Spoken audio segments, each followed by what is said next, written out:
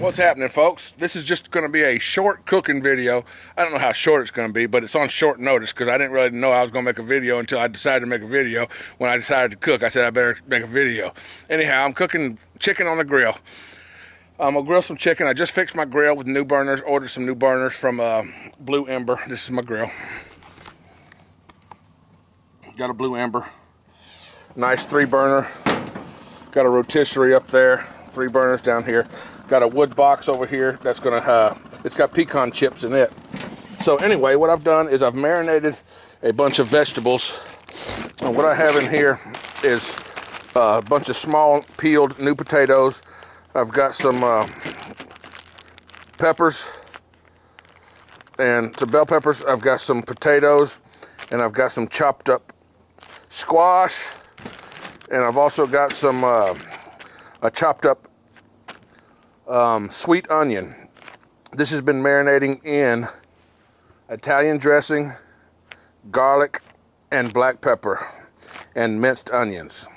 Okay, watch what we're gonna do with this stuff. What we're gonna do, I throw my doggone basket in here. I have a basket so I can throw all my vegetables in. That way they don't fall through, you know, because you're gonna throw a bunch of vegetables on there. You want them to be inside something. So I throw this in here, and as you can see, that's already starting to sizzle. Got my basket good and hot. Let's throw our damn vegetables on there. All right.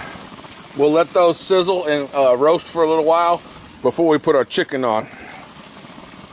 We'll be back here shortly. Periodically, I will stir this up so what's on the bottom doesn't get burnt. You want it to be about 400 degrees. I'm a little low right now.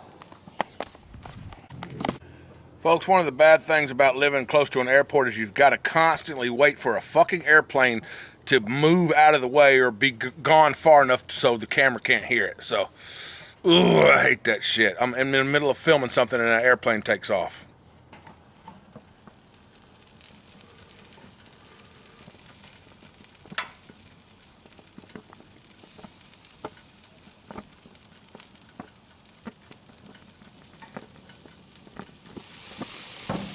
I just went ahead and stirred it for a minute, and that was probably 5 minutes. I let it cook for 5 minutes, and I went ahead and stirred it. I'm gonna do another 5 minutes, and we'll stir it again.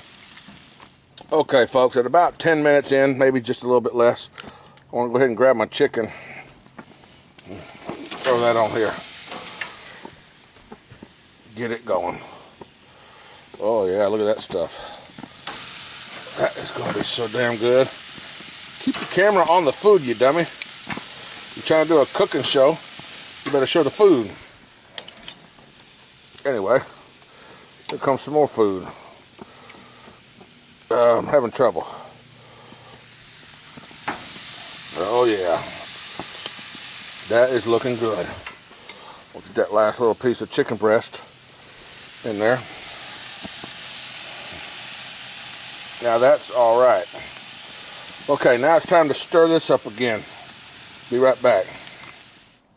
You see that smoke coming out of there? We're getting some smoke. That's adding some flavor. What I want to do now is I want to add some more flavor. I want to take a little bit of that marinade that we had that was in that bag with that stuff and just keep our vegetables wet. You don't want your vegetables to dry out. Just drip a little bit out over your vegetables. Just like that to keep them wet. That's what I do. Same thing with the chicken. If you see the chicken start getting dry, take your doggone marinade and drip it over the chicken. But I'm gonna save that till I flip the chicken over on the other side. That shit's gonna be good. I bet you wish you was here with me. Folks, this don't need no barbecue sauce or none of that crap, because just the stuff that I have it marinating in, and mostly it's going to be those chips, the pecan chips. You can use hickory or mesquite or whatever you like, but I like pecan. The smoke is going to give it its flavor. Forget the barbecue sauce, forget all that crap. Use some pecan chips, folks. You're gonna love it. It's well worth it to go out and find you some pecan chips. If you can't get in that, use mesquite or hickory. Smoke that meat. Okay, cook it low, kind of a medium heat, but put you some smoke to it, because that smoke flavor is going to water your mouth.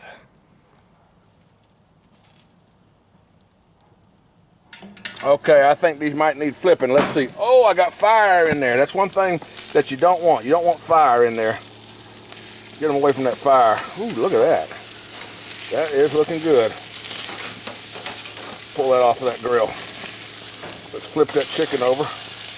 Man, that chicken's looking good. Tell you what. See, I don't really want fire down coming off the bottom, so I'm gonna go. What I'm gonna do is I'm gonna get me a spray bottle with some water in it, so I can spray them fires out. When them fires start up in there, spray them out. Be right back. Folks, I've got one of these barbecue thermometers. I'm going to set it at 165 for my chicken. What you want to do is you want to always make sure that you cook your chicken to at least 165 degrees. That's for health reasons. You know, you don't want to catch no crap. Okay, folks, what I would do is I would periodically test different pieces of your chicken by just poking this. You know, you take this damn poker and you poke it down into your chicken and kind of get it into the thick spot. You know, you want to go into the thicker part of the meat and just test the temperature on that sucker. And if it gets to 165 degrees, that piece is ready. You take it off, throw it over here where there's low heat or something, or bring it inside. I prefer to throw it over there where there's low heat to keep it warm until everything else is done. And that's what you do. You need to just keep your eye on all this shit and make sure that it gets up to 165 degrees. If you go any over than that, over 165, then you may risk overcooking your chicken and drying it out. So let's not do that. Let's check our chicken. Let's check our chicken. We're going to check our chicken. That one back there is not even nowhere near close to it. So I'm going to go ahead and close the lid and cook this shit. We'll be back. Folks, I appreciate y'all sticking with me through the winter months when I'm not too active going to events and stuff. But let me tell you about something that's coming up. New Year's Day, I'm going back to Happy's house, and we're going to answer your questions again. All the questions that y'all are putting down in that one video, we're going to answer them. Don't put your questions in this video. Put your questions in the other video. But New Year's Day, I'm going back because they got the bowl games. Of course, Florida State's going to be playing, and then later on that night, Alabama's going to be playing. Alabama's going to kick Florida State's ass. Okay, hopefully Florida State will lose to Alabama. Not hopefully, but we know that's going to happen. Anyway, Alabama's going to go to the championship, and they're going to be champs for 2014. Anyhow, that's what's going to happen. Your questions are going to be answered right after the new year, okay?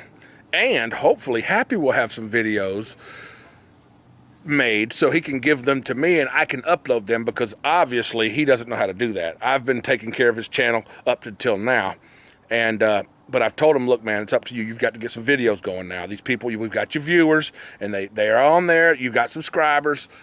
You've got to get the videos going. So it's up to him. Stay tuned to his channel and watch for that, because that's something else that's going to happen during the new year. Folks, while you're checking your chicken, you might want to just take that opportunity to go ahead and stir up your vegetables again. Stir them suckers up pretty good.